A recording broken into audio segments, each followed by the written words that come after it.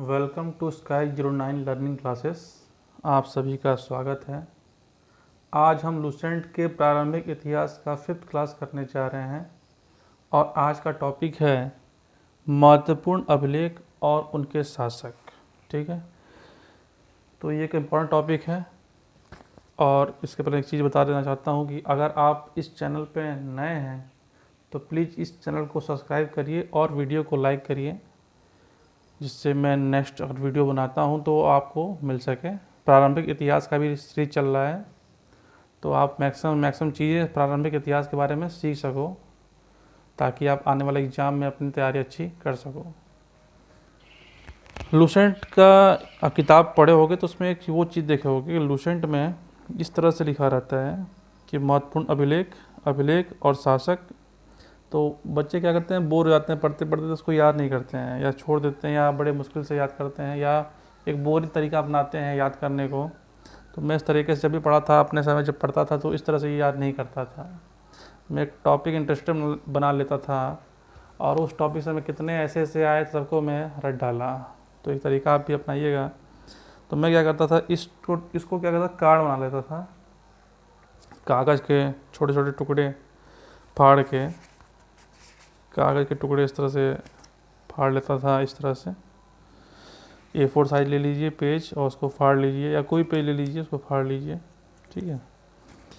और उसके बाद मैं इसको इस पे इस तरह से लिखता था, इस तरह से लिखता था।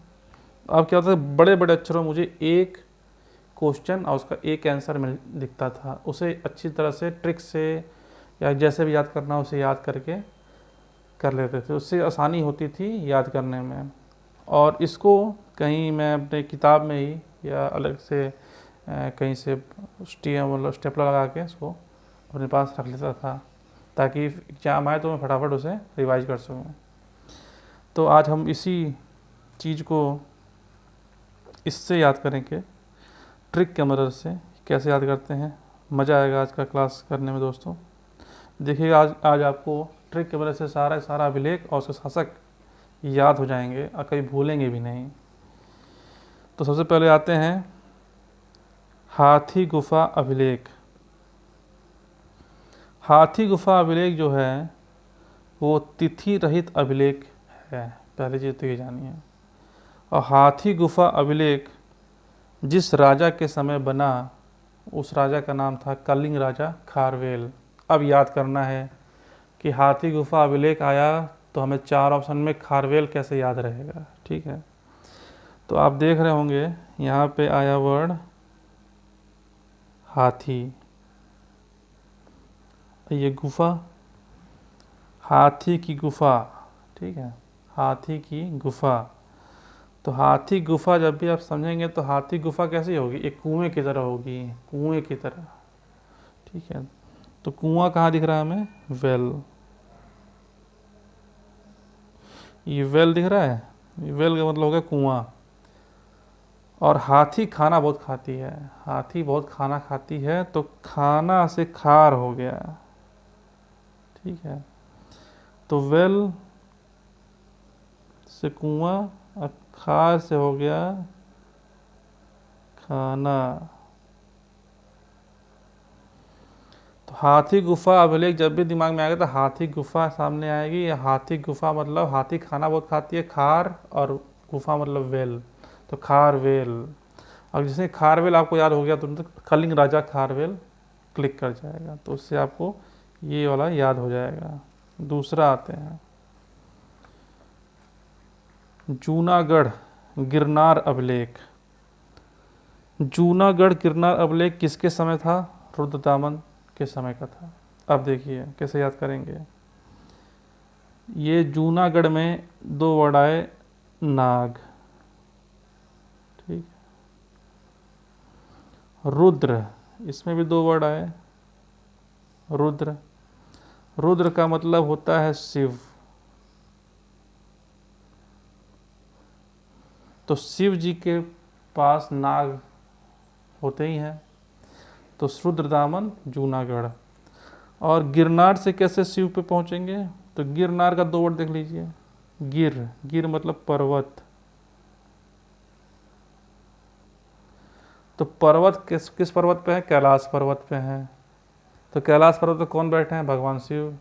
तो जूनागढ़ गिरनार अभिलेख मतलब रुद्रदामन। तो वहाँ से आपको ये याद हो जाएगा। तीसरा आते हैं नासिक अभिलेख, गौतम बलश्री। अब कैसे याद होगा? नासिक अभिलेख आ गया और आपको याद करना, 4 ऑप्शन दे दिए। अब उसमें गौतम बलश्री कैसे पकड़ोगे? तो जो बलवान होता है, बलश्री का मतलब क्या हुआ? बलवान।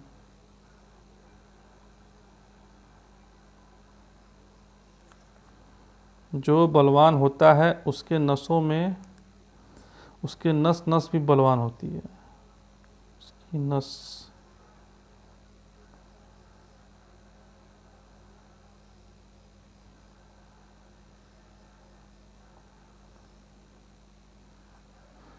ठीक है। तो नासिक अभिलेख मतलब नस बलवान है, और वही बलवान है, जिसकी नसें बलवान है वही पहलवान है, वही बलवान है। तो नासिक अभिलेख गौतमी बलश्री। अगला, इसको मैं हटा देता हूँ।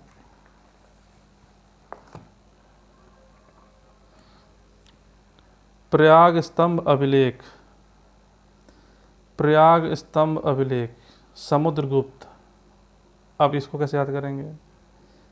प्रयाग स्तंभ से हमें आ गया, याद आ गया प्रयागराज।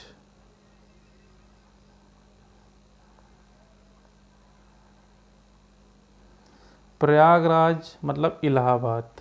इलाहाबाद में कौन कौन सी नदी बहती हैं? गंगा जी बहती हैं, यमुना जी बहती हैं, सरस्वती जी बहती हैं।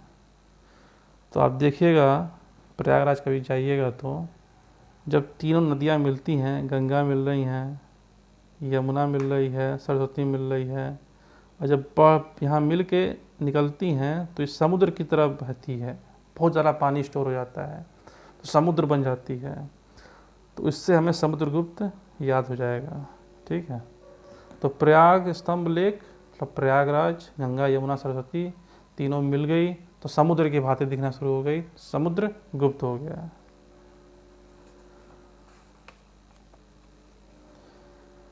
एहोल अभिलेख, एहोल अभिलेख, एहोल। अब एहोल से एक दिमाग में अल्कोहल आ जाता है, एहोल से दिमाग में अल्कोहल आ जाता है। ठीक है। अब अल्कोहल मतलब होगा शराब, दारू। अब जब भी पिक्चर आप देखते हैं ना, जब भी कोई मूवी देखते हैं तो उसमें जो दारूबाज जो सीन करता है वो पुल के पास करता है। मैक्सिमम सीन आप देखिएगा, वो पुल पे खड़ा होकर दारू पीता है, अपना दुख दुख दुख जो है, दुनिया भर का दुखड़ा जो है वो रोता है।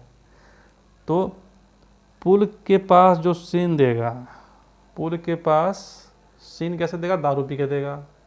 दारू पी के देगा तो वो अल्कोहल पी के देगा, तो अल्कोहल हो गया, तो अल्कोहल से एहोल हो गया, एहोल अभिलेख। तो पुल के सीन एहोल अभिलेख आपको याद हो गया। पुल के सीन द्वितीय एहोल अभिलेख, या एहोल अभिलेख पुल के सीन द्वितीय, आपको ये याद हो जाएगा। नेक्स्ट है मंदसौर अभिलेख। ठीक है, एक मिनट में सबको हटा लूँ। मंदसौर अभिलेख, अब इसे कैसे याद करेंगे?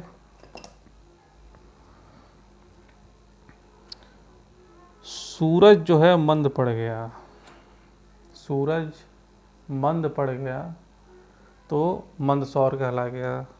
सूर्य मंद पड़ गया, तो सूर्य मंद पड़ गया मतलब सूर्य का यश गिर गया, उसका वर्मन हो गया। वर्मन मतलब गिर गया। तो अगर सूरज मंद पड़ गया तो उसका यश जो है वो वर्मन, मतलब वर्मन का मैं अर्थ निकाल लेता हूँ गिर गया, याद करने के लिए। तो सूरज अगर मंद पड़ जाएगा तो उसका यश अपने आप गिर जाता है। तो मंदसौर से हमेशा याद रखिएगा यशोवर्मन, उसका यश जो है वो गिर गया। ठीक है। नेक्स्ट ग्वालियर अभिलेख,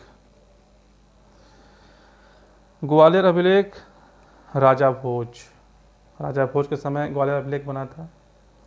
अब ग्वालियर अभिलेख से आप ये वर्ड निकालिए, ग्वाल, ग्वाल या ग्वाला निकाल लेते हैं।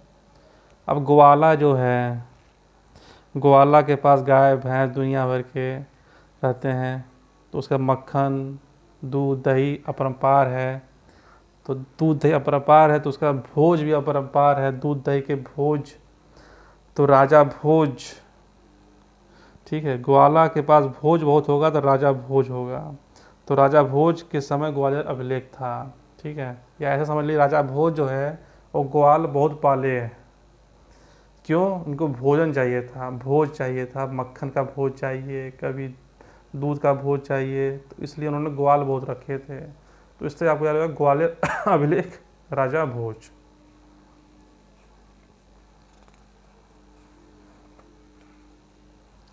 भीतरी एवं जूनागढ़ अभिलेख, ये किसके समय था? स्कंदगुप्त के समय। भीतरी मतलब हो गया अंदर, भीतरी का मतलब हो गया अंदर। अब जूनागढ़ को हम चूनागढ़ कहते हैं, चूना, जूना से चूना वर्ड आ गया। तो हमको पता है कि हमारे अंदर चूने से मैक्सिमम चीज़ जो निर्माण हुआ है वो हमारी हड्डियां हैं। हड्डियों से हमारा सारा अंदर का पार्ट निर्माण हुआ है।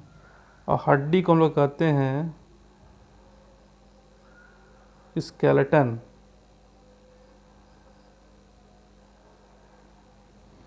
स्केलेटन, स्केलेटन तो स्कंदगुप्त, स्केलेटन से स्कंदगुप्त याद हो जाएगा, क्योंकि स्केलेटन स्कंदगुप्त मिला जुला वर्ड है। स्केलेटन स्कंदगुप्त, ठीक है।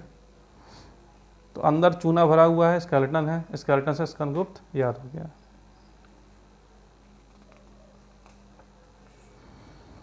ये फिर वापस आ गए। जब ख़त्म हो जाता है तो उसके बाद हम पीछे घूम जाते हैं, पीछे के साइड में लिखना शुरू करेंगे। और लास्ट है आज का देवपाड़ा अभिलेख। देवपाड़ा अभिलेख विजय सेन के समय थे, जो बंगाल के शासक थे। तो कैसे याद करेंगे? देवता जो थे उनकी सेना सदैव विजय करती थी, देवों की सेना सदैव विजय करती थी। तो इससे हमें याद हो जाएगा देवपाड़ा अभिलेख विजय सेन, देवों की सेना हमेशा विजय करती थी, ठीक है। आशा है आज का क्लास आपको अच्छा लगा होगा। क्लास अच्छा लगा हो तो प्लीज़ वीडियो को लाइक एंड शेयर करें। Thank you.